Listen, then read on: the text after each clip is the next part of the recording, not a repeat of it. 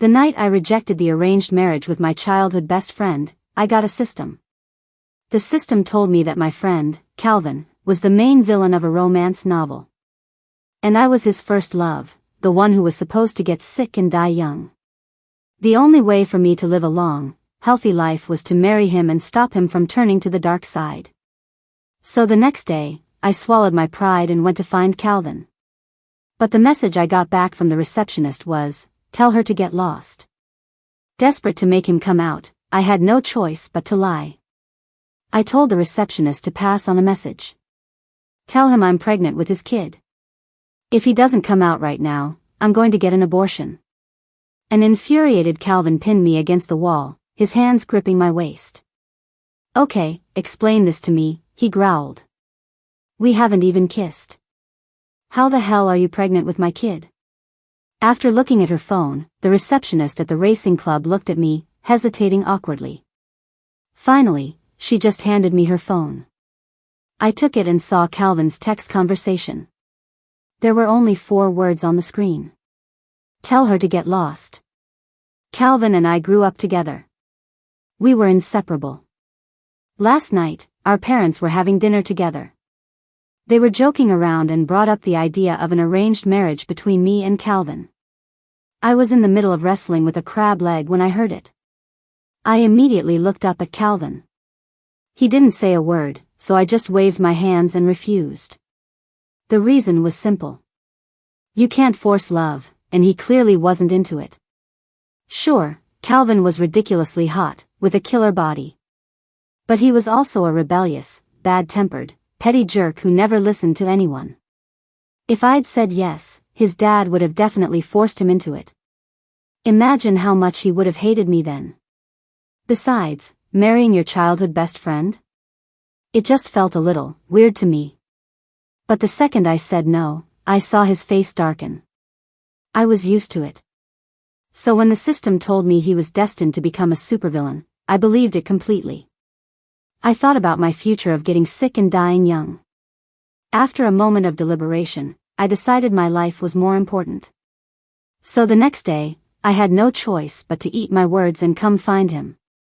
I handed the phone back to the receptionist and gave her a small smile. Calvin had always held a grudge. Every time I pissed him off, he'd ignore me for at least a week or 2. Desperate to get him to show his face, I racked my brain and blurted out a lie. Call him and tell him I'm pregnant with his kid. If he doesn't come out, I'm going to get an abortion. The receptionist let out a shocked huh? But she didn't dare ask any more questions and quickly called Calvin again. On the other end, he let out a sharp, angry laugh. He spat out a single word, "Wait," and hung up. A moment later, Calvin appeared, standing a short distance away in his red racing suit, staring at me coldly. The second I saw him, I knew my cue. I immediately started trotting over to him. But before I could even get close, he turned his back on me and walked away, his face still a mask of fury. I practically had to sprint to keep up with him. Suddenly, the man in front of me stopped dead, like a brick wall. He spun around, slamming me against the corner wall in one fluid motion. His hands gripped my waist. "Okay, explain this to me," he said, his voice low. "We haven't even kissed. How the hell are you pregnant with my kid?" Just then, the system's voice popped into my head, "Kiss him." I stared at his thin lips and swallowed nervously. Mustering up my courage, I stood on my tiptoes and pecked him hard on the mouth. He froze. I forced an awkward smile. "There. We've kissed now, right?" His handsome brows furrowed slightly. He stared straight at me, looking absolutely murderous. Sensing danger, I instinctively shrank back. I timidly raised a hand and wiped at his lips. I wiped it clean. "Don't be mad at me. Winnie," he seethed, "are you just messing with me for fun?" I carefully pinched the hem of his shirt and gave it a little shake. "Calvin, come on, don't be mad. I was out of my mind last night when I said no. You're a big man, you can forgive a little mistake, right?" Calvin glanced down at my hand. "Let go," he said coldly. I sighed and dropped his shirt. I could tell he was really, genuinely angry this time. I looked down, fidgeting with the hem of my skirt. So I regret it, okay? I mumbled. Calvin's expression softened. What did you say? I lifted my head and declared, loud and clear, I said. I regret it. Tell him you're going to pursue him. I took a deep breath, so frustrated I could chew nails. This system was determined to grind my pride into dust. I want to sleep with you. The moment the words left my mouth, I froze. Calvin froze, too. The system paused in my head for a second. Then it gave me a thumbs up. A quick study. That's the spirit. God knows, it was just a slip of the tongue. Calvin let out a bitter laugh, one eyebrow arching as he straightened up, looking down at me. You came all the way here just to hit on me? I was speechless. But I couldn't just lose face like that. I put my hands on my hips, puffed out my cheeks, and glared at him. Fine, if you're not interested, forget it. But the guy was impossible to read. He just turned and walked away. Go get him. The system urged, practically jumping up and down. I sighed and trotted after him again. Calvin stopped in front of his race car. Wanna try? My face flushed. Here? In broad daylight? Isn't that a little inappropriate? Calvin leaned against the car door and flicked me on the forehead. In your dreams. I rubbed my forehead, the sting bringing me back to reality. I pointed awkwardly at the car in front of him. Oh, you meant this? If I try it, will you stop being mad at me? He raised an eyebrow and opened the car door. Depends on my mood. I lit up instantly. That meant there was a chance. I quickly slid into the passenger seat. I dutifully buckled my seatbelt. I'm ready. Let's go. A smirk played on his lips, and then with a roar of the engine, the car shot forward like a rocket. My eyes flew open in terror, and I gripped the seatbelt for dear life. For every single curve on that mountain road, there was a corresponding shriek from me. When we finally reached the top, I thought I was free. But no, this guy was out for revenge.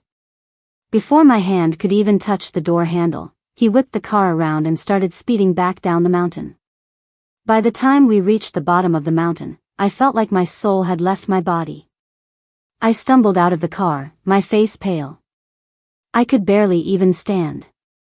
Seeing my state, Calvin swooped in and pulled me up. He held my waist and set me down on the hood of the car.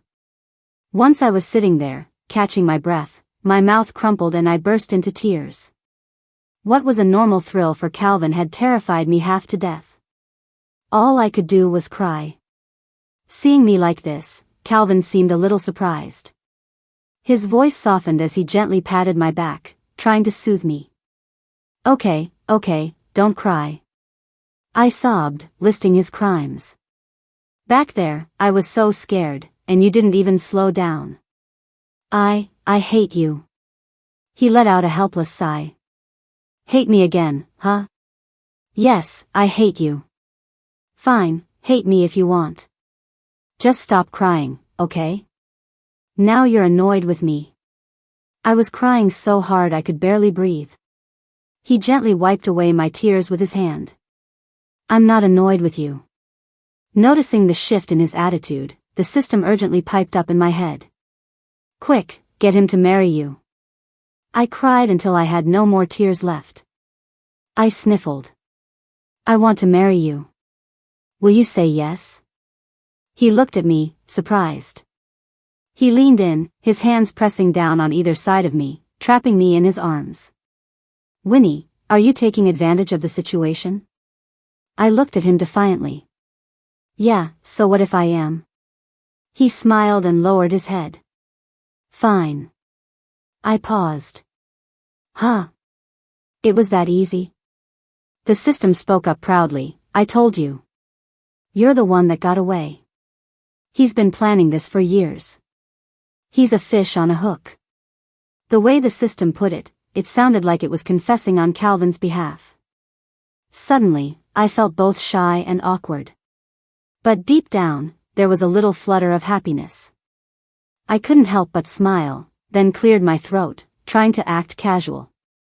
Okay, I want to get down now. But Calvin didn't move. His hands were still planted by my sides, his dark eyes fixed on me. Winnie, are you serious? You're not messing with me? My face was burning as I looked at him, dead serious. If I'm messing with you, I'm a little puppy. A smile played on his lips. I don't believe you. What will it take for you to believe me? He narrowed his eyes, the smile on his lips widening. Let me kiss you. My heart skipped a beat.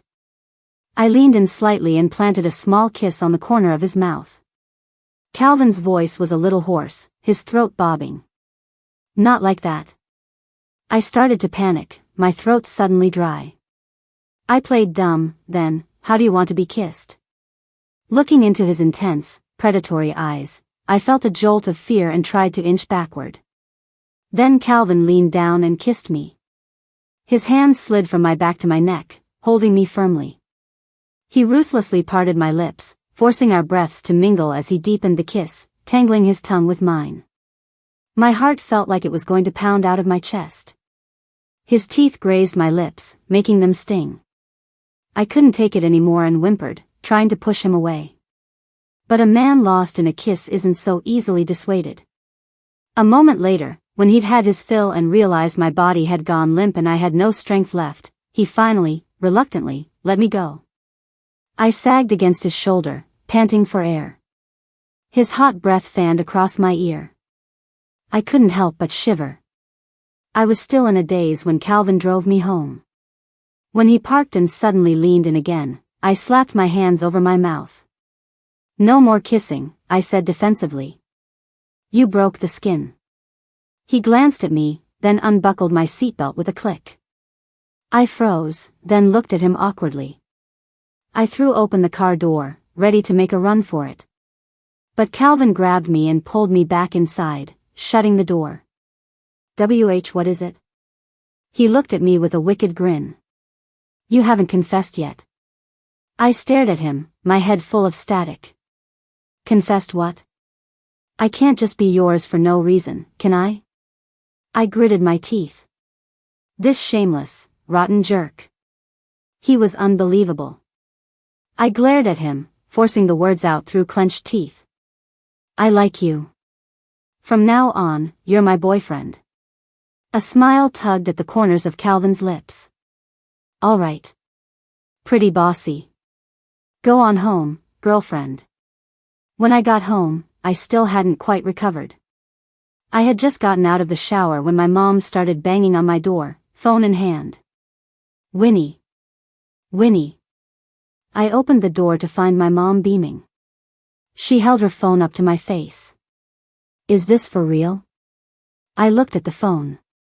It was an Instagram post from Calvin, posted 2 minutes ago. Today, Winnie confessed her feelings to me. I said yes. So now, I'm her boyfriend. My mom gave me a proud thumbs up. You know, back in the day, I pinned your dad against a wall and asked him, are you going to be my boyfriend or not? Turns out my Winnie is a chip off the old block. I clutched my phone, so mortified I could have chewed through it. Did my reputation mean nothing? After my mom left, I immediately shot Calvin a message. Even though I was fuming, I knew I had to be nice if I wanted something. I typed out a few sickeningly sweet words. Calvin, honey. A few seconds later, a reply came back. Calvin, yeah. Me, can you delete that post? And maybe say you were the one who confessed? The next second, my phone was ringing. It was Calvin. You want me to delete the post, huh? I said softly. What's in it for me? I forced a smile and gritted my teeth. You name it. The man on the other end of the line chuckled, his voice husky and alluring. Go for a walk with me tonight. You got it. The second I hung up, the post was deleted. A new one appeared. I begged her to be my girlfriend. 2 minutes later, the comments section was blowing up. Cool guy Craig, yo. Looks like Winnie finally tamed you. Never thought I'd see the day, Calvin. Portia Paul, can someone explain what whipped means? Fishin' for likes, ask Calvin, dude. He seems to have it figured out. 5 minutes later, Calvin sent me a screenshot. It was the long chain of comments. His text seemed almost pitiful. They're making fun of me.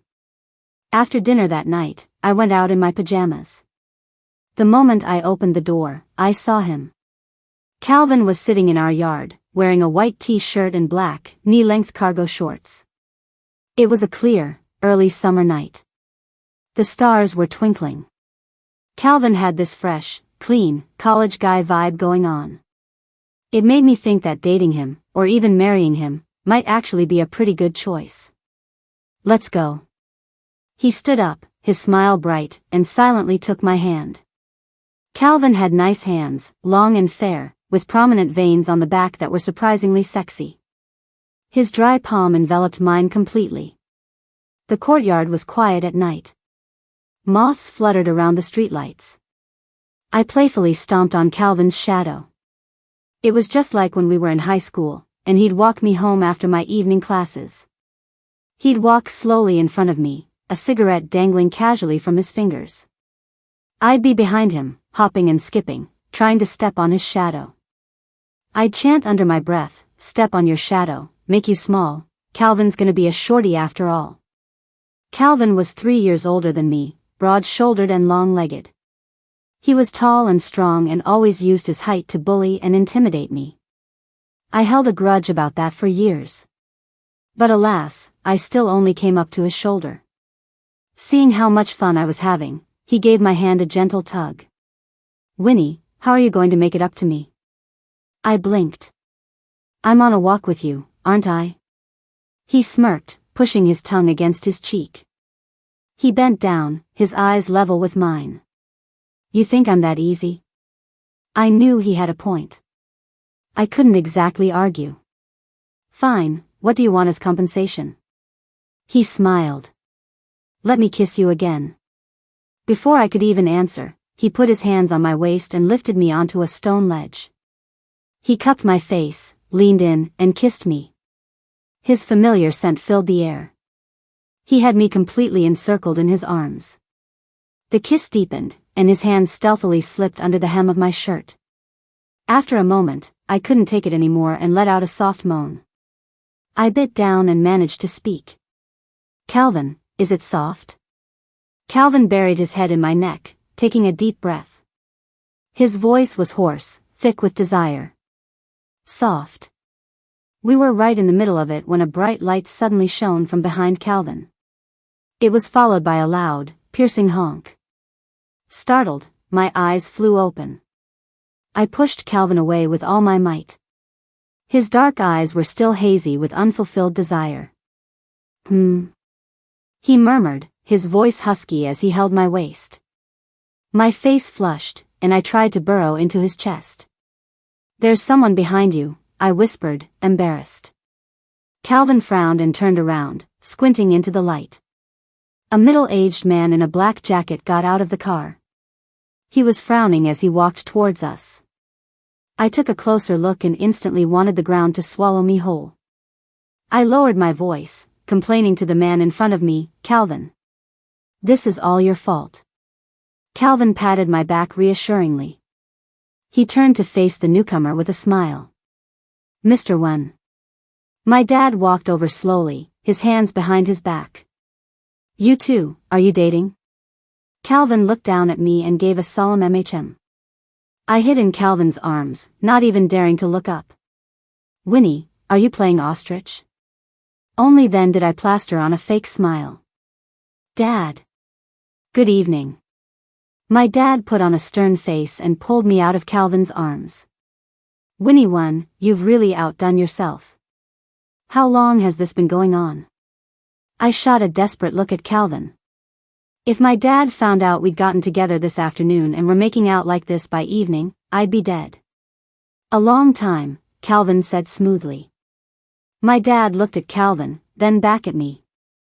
Then what did you mean the other night when you said you'd absolutely never marry Calvin? That question stumped me. I stammered for a moment, unable to come up with anything. My dad just snorted in frustration. Winnie, dating without the intention of getting married is just playing games. Are you planning on just stringing Calvin along forever? And just like that, the blame landed squarely on my shoulders. Only Calvin knew how unfair that was. Fuming, I reached behind him and gave him a sharp pinch. Say something, I hissed. Calvin just smiled, all his usual arrogance gone. His tone was even a little pitiful. It's okay, Mr. Wen. I'm happy to let Winnie string me along. My jaw nearly hit the floor. Me, stringing him along? This guy was the one taking advantage of me. I gritted my teeth and whispered a threat, Calvin. You are so dead. Ever since my parents found out, Calvin might as well have been their biological son. As for me, I suddenly became an afterthought. And that guy, Calvin. He got addicted to playing the part of a sweet puppy dog instead of the big bad wolf he was. Around my parents, he was the picture of warmth and consideration. The second the door closed, he'd be back to pinning me down and kissing me senseless, all bossy and unreasonable. The system hadn't appeared in my mind for a while now. I was still curious about who the main characters of this novel were, and what had made Calvin turn into the villain. But so far, nothing out of the ordinary had happened. My life was the same as always, dance practice and classes. Oh, except now Calvin drove me to and from school. That changed when the National Dance Theater came to our university to recruit talent. I stood out among all the other dance majors and was selected. I was about to excitedly share the news with Calvin. But the moment I stepped off campus, I was surrounded by 2 bodyguards in black suits. Our young master would like a word with you. I was completely baffled. I thought, we're in the 21st century. Who still calls themselves young master? As they were escorting me away in public, I managed to secretly send Calvin a text. Honestly, I wasn't scared. I was mostly just curious. They took me to a private room in a fancy restaurant. A bodyguard respectfully pulled out a chair for me. My eyes landed on a man in a suit, probably in his early 30s, with his hair slicked back. He was sitting at the head of the table. He glanced up as I entered. Miss Wen, please have a seat, he said flatly. The words were polite enough, but his tone was ice cold. Let me introduce myself. My name is Leo. My father is the CEO of the Berwyn Group. You've probably heard of it. I was completely confused. I had no idea who he was. Mister, why did you ask me here? He smirked and slid a piece of paper across the table. This is a check for $5 million. I hope Miss Wen will give up her spot at the theater. Looking at the check, I realized he must think very little of me, trying to buy me off with a mere $5 million. I couldn't help but scoff. I crossed my legs and leaned back in my chair, looking utterly unimpressed. I stared coolly at the man in front of me. He saw my reaction and chuckled. Miss Wen, is it not enough? No problem. Leo can always add more. I smiled. I don't need the money. No matter what you offer, I won't give up my spot. The man's face soured. But it was only for a second. Then he put on a fake smile and threatened, then Leo will have no choice but to keep Miss Wen here. I wasn't flustered at all. I just said, fine by me. While the Wen family had always been low-key, we weren't people you could just push around. After all, my elders were the kind of people who had gnawed on tree bark and trekked through snow-covered mountains to build our family standing. The confidence instilled by generations of hard work was enough to make me fearless. A moment later, the food arrived. I dug in without a second thought. Today happened to be my cheat day. I'd been dancing all day and hadn't eaten much. I was looking forward to this meal. Waste not, want not. I was eating happily, but the man next to me was looking darker and darker. I mentally calculated the time. Calvin should be here by now. So, I wiped my mouth and gave the man a bright smile. Thank you for the meal, Mr. Leo. The words had barely left my mouth when the door to the private room was kicked open. Calvin, dressed all in black, stormed in, his face livid. The two bodyguards who had been outside were now rolling on the ground, clutching their stomachs. Their faces were bruised and battered. I instinctively grabbed Calvin's hand. Are you okay? I asked, worried. Did you hurt your hand? Calvin didn't say anything, just patted my back reassuringly. Then he turned his cold gaze on Leo. Leo straightened his tie. He slowly stood up. Suddenly, several more bodyguards in black suits surrounded the room. Young man, there's a price to pay for causing trouble on my turf. Calvin just smirked. Is that so? He pulled out his phone with one long-fingered hand and made a call. Hey, Dad. I've run into a bit of trouble. After the call, he looked down at me, right in front of Leo, and asked softly, Are you full? I nodded. 10 minutes later, Leo's phone rang. Father. The person on the other end must have been yelling, because he instinctively held the phone away from his ear. Slowly, his expression turned incredibly strained. After he hung up, Leo's face was as black as thunder, but his tone had lost all its earlier arrogance. Today was my mistake. My apologies. I looked up at him. Does Mr. Leo still want my spot? He gave a slight bow. You earned it with your own skill. Of course, Leo wouldn't dare ask for it again. I nodded, satisfied. Good enough for me. Then I took Calvin's hand and sauntered out. As we were leaving the room, I suddenly turned back. By the way, Mr. Leo, my father's name is Charles I. I'm sure you've heard of him. He looked surprised, but seemed to want to say something. I tilted my head and added, When I get home, I'll tell my father every single detail of what happened here. And in exchange for this lovely meal, I'll try my best not to embellish the story. Everyone knows how to play the my dad is card. Ding. Host, that was the male lead of the novel. I grimaced, a little surprised. This alpha CEO acted more like a mob boss. Calvin slowly led me out of the hotel, an unconscious smile playing on his lips.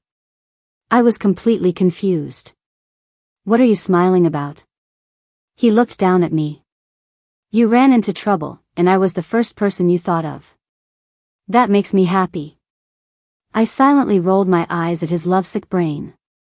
But for some reason, my heart felt warm. I pouted. Oh, so you like it when I get you into trouble? Well then, as a reward, you can be my loyal servant from now on. Done. I'll be your loyal servant. I went home in high spirits, ready to share the good news about getting into the dance company with my mom. But the house was empty. There was just a note on the coffee table.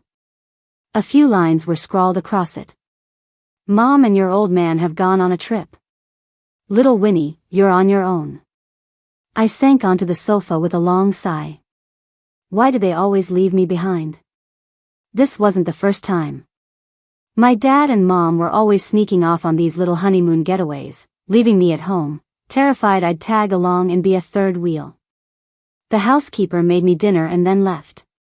The huge house was completely silent. I picked up my phone and poked Calvin. His reply came instantly. Yeah. I told him my parents had gone on vacation, adding a little bit of pathetic flair. Before I could even finish, he was calling me. Are you scared being alone? I was about to say I was used to it, but I lied. So scared. Need someone to warm your bed? Hearing that, my ears started to burn. I stammered, maybe a little. All right. I'll be over after I shower. My ears turned an even brighter shade of red. And to make matters worse, the guy didn't even hang up while he was showering. The sound of running water echoed from the bathroom, traveling through the phone and into my ear. My mind started uncontrollably conjuring up some R-rated images. Calvin's strong, chiseled chest, his smooth skin, standing naked in front of me. I clutched my chest in shock. Get out, get out, get out, I muttered to myself.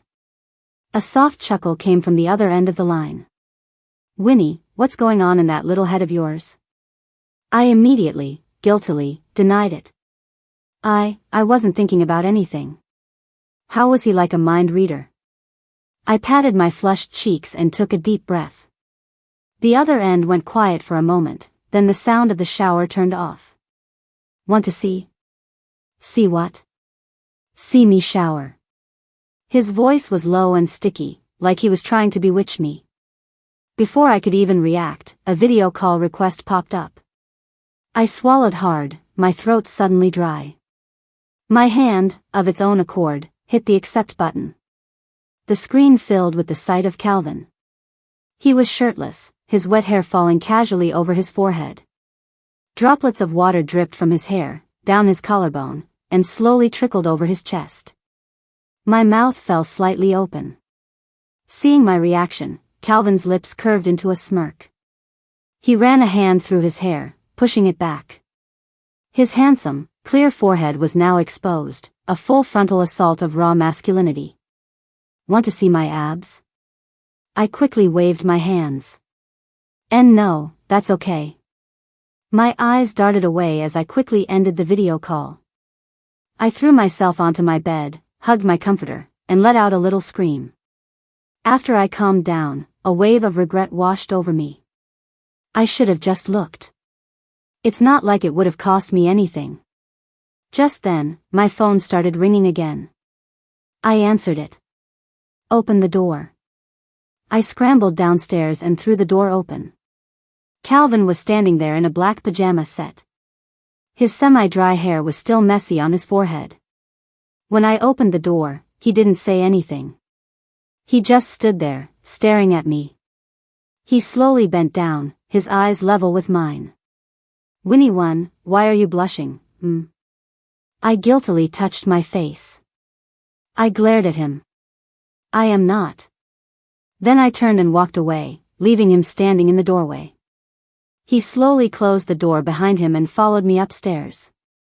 Just as he was about to enter my room, I spun around and braced one hand against the doorframe. I looked at him fiercely. Do you think you can just waltz into a girl's room? But Calvin just wrapped an arm around my waist and pulled me into his arms. He stood up straight, his eyes half-lidded, a lazy, roguish smile on his face. The next thing I knew, he'd lifted me up with one arm. He strode over to my desk, and, like he was handling a child, he set me down firmly on top of it. He braced his hands on either side of me, trapping me in his embrace. Didn't you ask me to warm your bed? I pushed against his chest. It's the middle of summer. Who needs their bed warmed? So you want me to go back? He started to straighten up, as if he was about to leave. I reluctantly grabbed the hem of his shirt again and gave it a little tug. You're really leaving? What else? I hesitated for a moment, then pointed to my large bed. Fine. I guess I can reluctantly let you warm it up a little. Calvin didn't end up sleeping in my bed. Instead, he settled onto my sofa for the night. He pulled up the blanket, ready to sleep, but I was wide awake. The steamy novels I usually read were replaying in my head, refusing to let me rest. Finally, I couldn't resist the temptation any longer. I got out of bed, crouched down beside Calvin, and poked him. Is the sofa uncomfortable? Calvin turned his head to look at me. You worried about me? I nodded. Even though I kind of wanted to take advantage of him, I mostly just felt bad. Calvin was 6'2", with a solid, muscular build. This sofa was custom made for my height. It was definitely a tight squeeze for him. Why don't you sleep on the bed? No way. I'm afraid you'll take advantage of me. I gave his arm a sharp pinch out of frustration. You're shameless. Fine, don't come. With that, I turned and got back into my bed. He could just stay there if he wanted. So ungrateful. I was lying in bed for only a few minutes when the spot next to me dipped. A large hand wrapped around my waist, and with a gentle pull, I was scooped into his arms. I huffed and pushed against him. Weren't you afraid I'd take advantage of you? He patted my back soothingly. I'm feeling generous. You can have your way with me. Calvin, you have no shame. Calvin gave my butt a sharp smack. Go to sleep. I grumbled. I wrapped my arms around his waist and snuggled into a comfortable position. But I just couldn't fall asleep. I remembered the thing about his abs. My hand, with a mind of its own, reached out and felt them. Wow. They were so defined. But the second my hand landed, Calvin grabbed it and held it still. Getting fresh with me, huh? I looked up and kissed his chin. Yep. And I'm not sorry, I said cheekily. Fine. You're the boss. Touch whatever you want. Gleefully, I slipped my hand under his pajama shirt. Feeling them through the fabric was one thing, but this was a whole other level. I liked it even more. I slid my hand from his front to his lower back and gave his waist a squeeze. His entire midsection was ridiculously toned. How did you get so ripped? Calvin didn't answer. He reached under his shirt and pulled my hand out. All right, time for sleep. I struggled, but I couldn't break free. I'm not done feeling them yet. Calvin sighed in exasperation. He placed his hand on my lower back and pressed down firmly. Feel that? Still want to touch? My eyes shot open. And no more touching. Good. No more touching, just sleeping. But my whole body was pressed against his. I was getting so hot I couldn't stand it.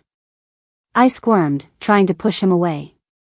He reluctantly let me go. He pinched my cheeks and gave me a hard kiss on the lips. You're going to be the death of me, he growled. I blinked, looking at him innocently. He sighed in frustration. Can I borrow your bathroom? My cheeks were squished together, so I could barely speak. All I could do was nod. After he went into the bathroom, it finally dawned on me what he was going to do. I immediately felt embarrassed. A while later, he came back, radiating a chill, and sat down next to me. He tucked the thin blanket around me. Go to sleep, he said fiercely. I nodded quickly and shut my eyes, lying perfectly still. He chuckled at my reaction and lay down beside me. When I woke up in the morning, the spot beside me was empty. I figured he must have woken up early and gone back to his own house. After all, our houses were only separated by a fence. I didn't expect that when I finally dragged myself downstairs, I'd find Calvin with a cigarette in one hand and a spatula in the other, flipping a fried egg. The moment he saw me, he immediately stubbed out the cigarette. We're having noodles for breakfast.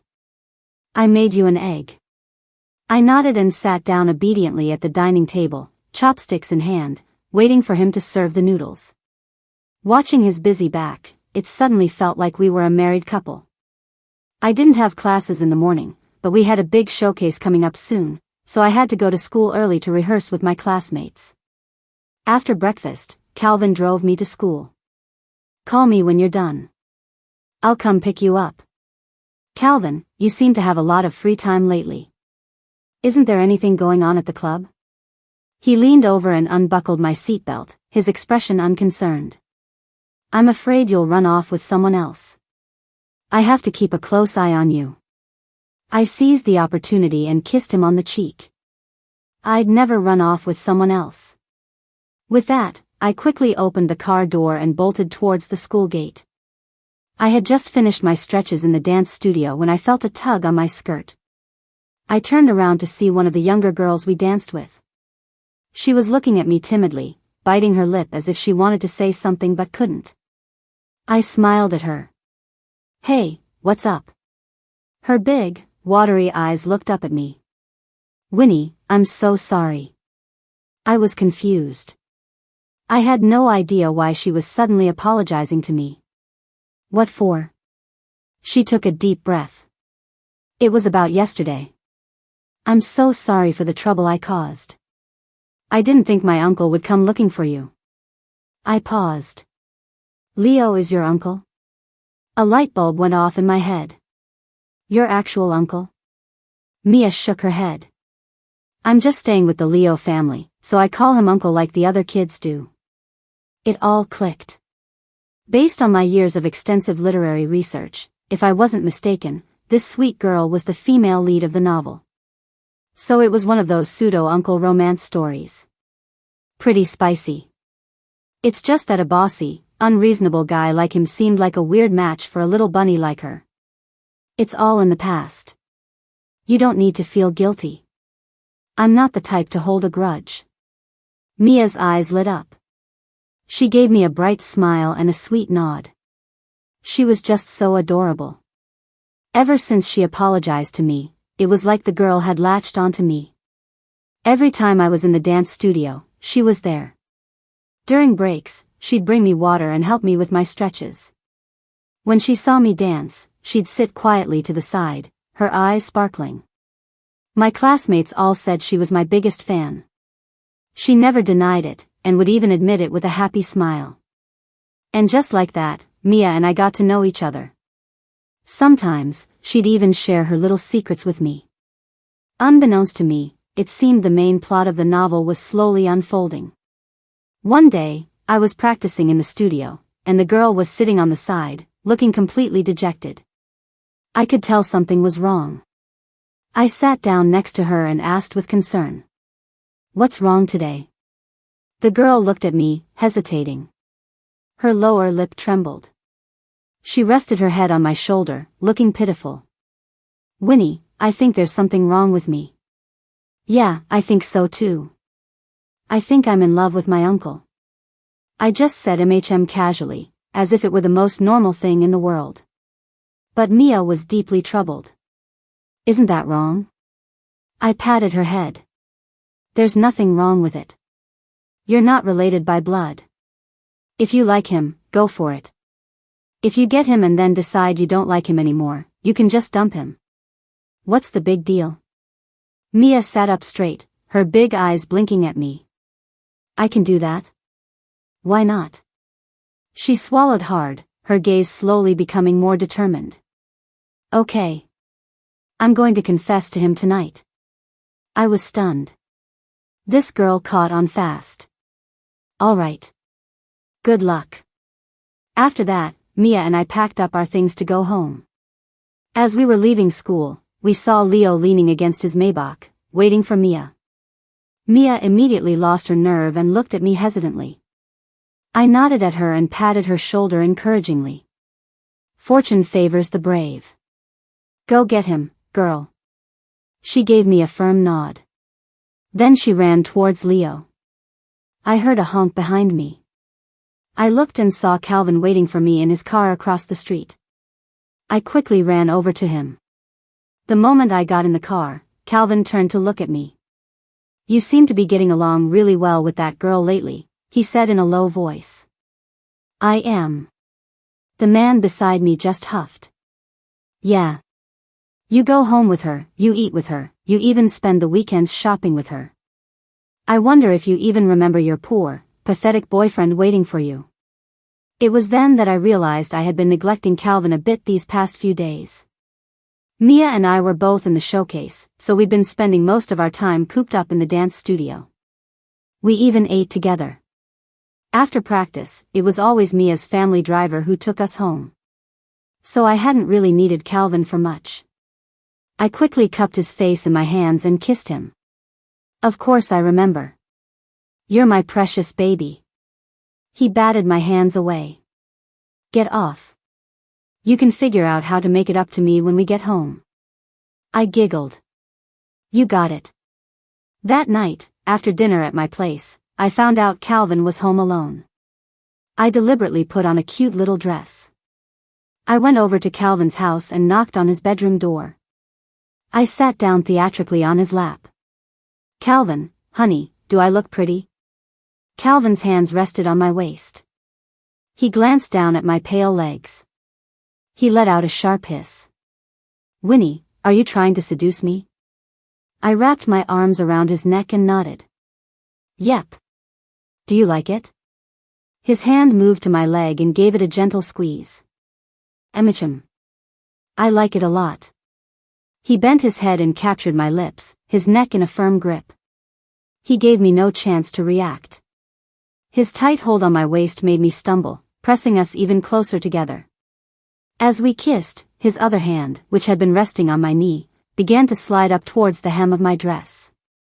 My heart fluttered, and I quickly pushed him away. My face flushed as I pressed his hand down, glaring at him. You're being a pervert. Calvin buried his head in my neck and kissed it softly. He slowly withdrew his hand and even carefully straightened my dress for me. Sorry, he murmured, his voice husky. I couldn't help myself. You can't just do whatever you want. We're not married yet. Calvin kissed my lips, his dark eyes looking down at me. Emicham, I won't. His hands moved back to my waist, behaving themselves. Can I still kiss you? I bit my lip, nodding shyly. The next second, his warm lips were on mine again. This time, he kissed me gently, carefully. I couldn't help but let out a soft whimper. Suddenly, my phone on the table started ringing. I held my breath and pushed him away. Phone. When I answered, I was met with Mia's sobbing. She babbled on, and I couldn't understand a word she was saying. Can you send me your location? I'll come find you, okay? Mia sniffled at MHM. After I hung up, Calvin tightened his grip on my waist, his voice tight with frustration. You're going to her again? I tugged on his shirt and nodded. His face darkened as he let me go. I tried to appease him by planting a quick kiss on his cheek. I'll come back and spoil you later, okay? Calvin just huffed in annoyance. Go change. I'll drive you. When I found Mia, the poor girl was sitting on the curb, hugging her arms and sobbing. When she saw me, she looked up, her expression heartbreakingly pitiful. Winnie. I immediately sat down next to her and gave her a hug. The girl was crying her heart out, like she might stop breathing at any second. Winnie, my uncle, he's getting married. I don't have a chance anymore. I patted her back, trying to soothe her. Did you tell him how you feel? Mia rested her head on my shoulder and shook it. No. I sighed helplessly. If you didn't tell him, how do you know you don't have a chance? Over the time I'd known her, I'd realized that Mia was a very sensitive and insecure girl. I wondered if it was because she had grown up as a guest in someone else's home. As a result, she would magnify any small act of kindness shown to her, and would go out of her way to be good to others. Let alone someone like Leo, who had always been her rock. I figured her feelings for Leo weren't just a small crush. For someone as cautious as her to even admit these feelings to another person, it proved that they were already deeply rooted in her heart. Mia, can you be a brave girl? Call him. Ask him. Mia let go of me and looked down, her confidence faltering. But I'm not good enough for him. I have no one behind me. I can't help him like other people can. I cupped her face and gently wiped away her tears. Mia, listen to me. You are amazing, and so many people like you. Don't feel insecure. Do what you want to do. If he looks down on you because of your family background, then a man like that isn't worth your affection, understand? She bit her lip, and fat tears started rolling down her cheeks. Winnie, thank you. When Mia called Leo, I could hear the panic in his voice on the other end of the line. After a brief conversation, she hung up. Mia clutched her phone and looked at me. Uncle said he's coming right now. I stroked Mia's hair. Don't be scared when he gets here. Just ask him what you want to know. And even if you don't get the answer you want, it's okay. My boyfriend's club is full of young guys who are just as good as Leo, and younger too. I'll take you to pick one out. Hearing that, Mia let out a small laugh. Okay. Deal. 10 minutes later, a black Maybach screeched to a halt on the road in front of us. Seeing that Leo had arrived, I tactfully got up and went back to Calvin's car. All handled? He asked. I leaned against the car window, my eyes glued to the pair a short distance away. Not yet, Leo was crouching in front of Mia. He gently reached out and touched her face, as if she were a precious jewel. They were a bit too far away for me to hear what they were saying. A moment later, I saw that jerk Leo lean in and kiss Mia. I gritted my teeth in frustration. He got off way too easy. I was completely absorbed in the scene when a low voice came from behind me. Enjoying the show? Watching other people make out? Before I could answer, Calvin yanked me back into the car. I wasn't done watching. Calvin gritted his teeth in frustration and flicked me on the forehead. Careful you don't get a sty. It's just a kiss, not sex. How am I going to get a sty? He pinched my waist, exasperated. You've comforted your friend. Isn't it time to comfort your boyfriend, Winnie one? It was only then that I remembered. I quickly cupped his face and gave him a hard kiss. I'm so sorry for making my sweet Calvin feel neglected. I'll make it up to you, I promise. Calvin's eyes darkened. Fine. I'll be waiting. Congratulations, host. Mission complete. Later, I got the full story from the system.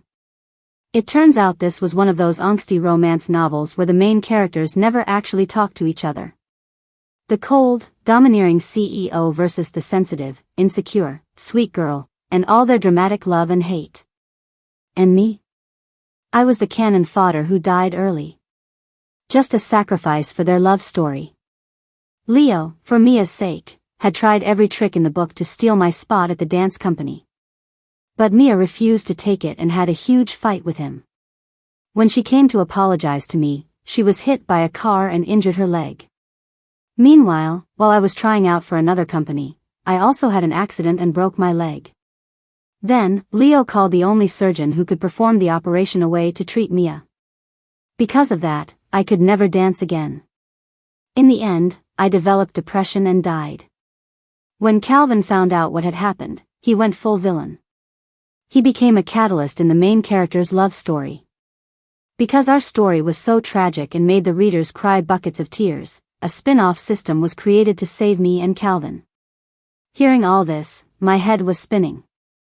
It was so ridiculously melodramatic. I was written as nothing more than a plot device. So a side character's life doesn't matter? But luckily, thanks to my brilliant self, everything turned out for the best. The main characters finally learned to use their words. And Calvin and I lived happily ever after. The year I graduated from college, I performed my first solo at the National Dance Theater. That same day, Calvin proposed to me. He said he had been waiting for this day for a long time. So, not long after I said yes, we got married. During our grand wedding ceremony, as Calvin leaned in to kiss me, a single tear fell onto the back of my hand. The warmth of that tear, I think I'll remember it for the rest of my life. After the wedding reception, I was exhausted. The moment we got home, I went straight to my own room to take off my makeup, shower, and get ready for bed. But just as I stepped out of the bathroom, I saw Calvin sitting on my bed, his face grim. Winnie one, if I remember correctly, you got married today. Oh. I almost forgot.